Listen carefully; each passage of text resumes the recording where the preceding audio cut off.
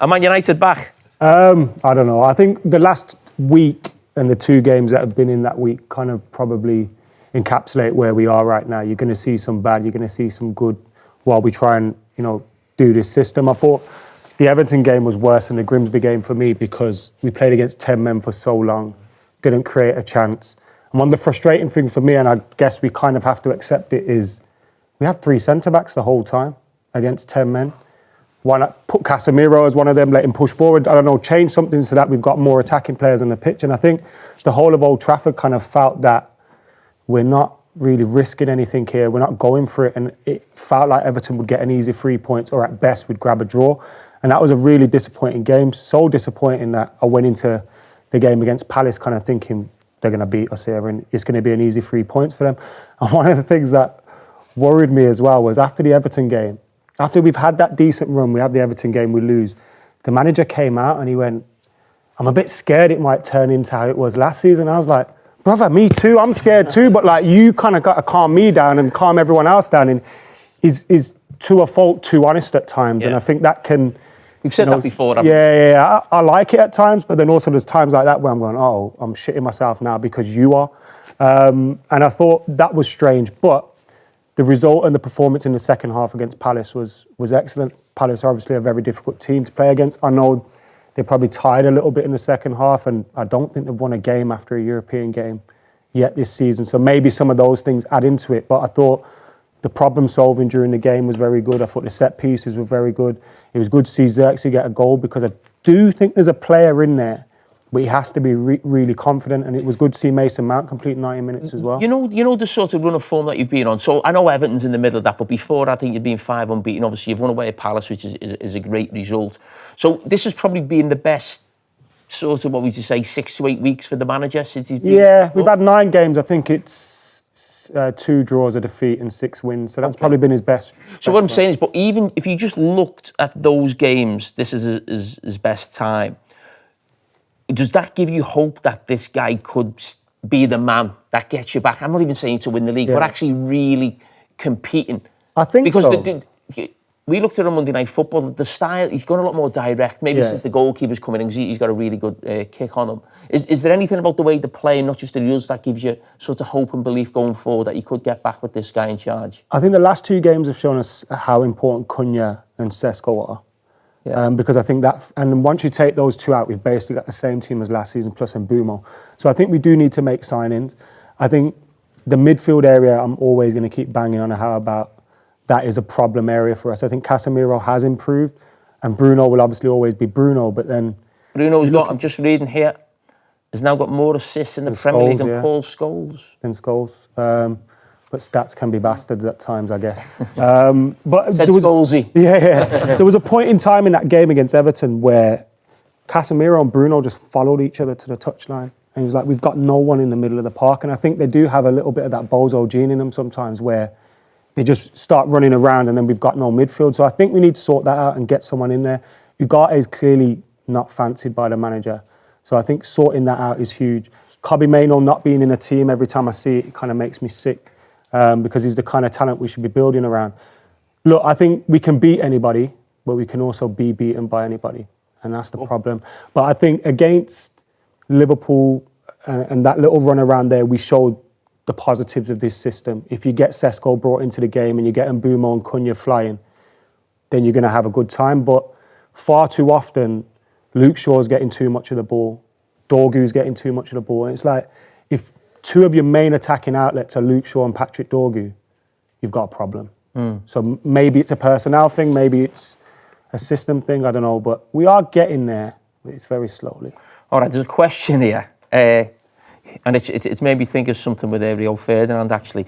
Who is more likely to remain in their current job for next season? Arne Slot or Ruben Amorim? And the reason I say that, I think Rio messaged me on social media saying, why aren't I giving Arne Slot the same stick that I hate when United fans say that because one of them's going into his meeting with his board with the Premier League winners. I know, it was just a bizarre... I didn't even... It does wind me up. Or why ain't no one talking about Man City the same way? You support the biggest club in the world, arguably. Like, you should get used to the fact that we're always going to be the topic of conversation. Yes, it can be frustrating at times. I think the reason why I'd say Amorim is most likely to be there is because of the backing from the board, and I don't know what that's like from the Liverpool end. And if this you think Amorim's more likely to be at Man United? But that's only because I have no knowledge of what the board is like with Arne Slot. And I know more from a Manchester United perspective that they've said they're going to stick by him. You know, they're going to allow him a few years in the job. So if that's the case, and we see this kind of form throughout the rest of the season, I imagine they'll stick with him. And if Liverpool's form does continue, as much as I hope it does, Arne Slot standards. I think that the only reason Amorim is still in the job is because of Arteta. I think that they've looked at what Arteta's done at Arsenal. Not everything's about Arsenal. I promise you. Not everything is about. To be fair to him, Jim Ratcliffe did say that. But Jim Ratcliffe did mention Arsenal and Arteta. If he doesn't win games, you can't. So what? United can stick with Amorim for 6 more years and win nothing? Is that what we're saying? Is that genuinely what you're saying? Because that's the model. He's not gone anywhere, mate. Yeah, but it's the. Yeah, you're asking him. Stop looking at me. You're asking him. But it's in the sense that United are not a great team. When Arteta took over Arsenal weren't a great team. It got bad before it got better. And I think that you're in that sort of phase that Arteta was in when he was taking over a squad. Some players were on too much money and hard to get out the door, and he's slowly but surely getting in some of his own. And I think that the board would have looked at what Arteta's done. I'm not trying to make it all about Arsenal, but I think Arteta's made it difficult for directors to sack their manager early because he's shown that if you do trust the process, it will get better. We've had this thing, Will, with like United fans always go, "Oh, well, Fergie got 3 years before," and it's like it has to be the right. You have to give the right man the right time, right? And if things are slipping through your fingers and you can feel it, how we did a couple of weeks ago, well.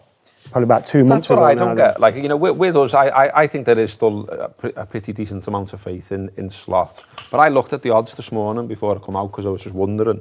And, you know, Slot's like third favourite to get sacked right now. Amorim's like 25-1. And I was quite surprised by that because I thought, you know, your lot were like really unhappy, quite rightly, to losing to the 10 men of Everton at home.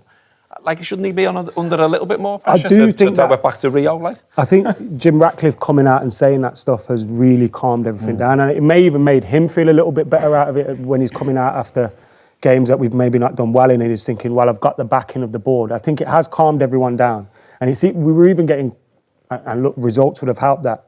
But I think we were even getting like, oh, he's got 2 games left. Almost every 2 weeks, it felt like we were getting that, and that's kind of calmed also think down. About how bad it got, and he still didn't go. Yeah, if you were going to sack him, you would have done it by now. Like the Grimsby game, he could have gone after that, in my opinion. Yeah, I thought he didn't go. He didn't go after all that. Do you know what I mean? So maybe that's why he might stay.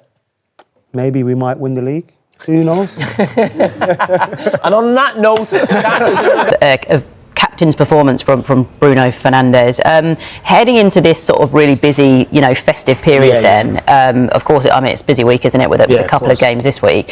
How do you assess where United are? Because it's the inconsistency that's clearly the problem. But when you look at the table, I mean, 3 points off the top 4. Do you feel like that's sort of where they should be? It's close, isn't it? It's tight, the table. It's close. And you know what? The whole league is close, I think, down to like 12th or 13th. There's like 3 or 4 points. You've got to take opportunities. You've got to take your opportunities. And they didn't against Everton, but they did against Crystal Palace. And if you ask most Man United fans, would they take where they are now? They'd bite your hand off before the start of the season. And even though they've spent all that money, because I did think Man United for many years would take time to get back there. I'm not saying they're going to finish in the top 4, but they give themselves a good opportunity. It's just results like Everton, when Everton go down to 10 men, I think frustrates Man United fans. And then you go and put on a performance like you did in the second half against Crystal Palace, a hard place to go.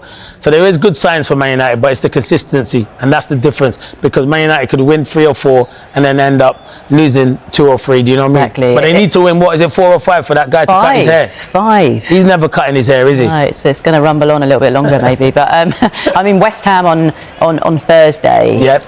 It feels like every game is a big game for United, purely just to try and build a bit of momentum. Yeah, but that is a big game against a team, West Ham, who have picked up recently, but are fighting for their lives. But it's Old Trafford, so you got to make that a fortress. And at the moment, they haven't made it a fortress. I think a lot of people go to Man United and think they can get something. But if they can get a result against West Ham, then that would be a good week so far. And they look to the weekend as well. But that is a big game against West Ham, and they'll go into that game full of confidence. But they need some of their injured players back. Cunha needs to get fit. Yeah, I like him. Cunha is huge for them. He's massive. Well, as mentioned then, Manchester United against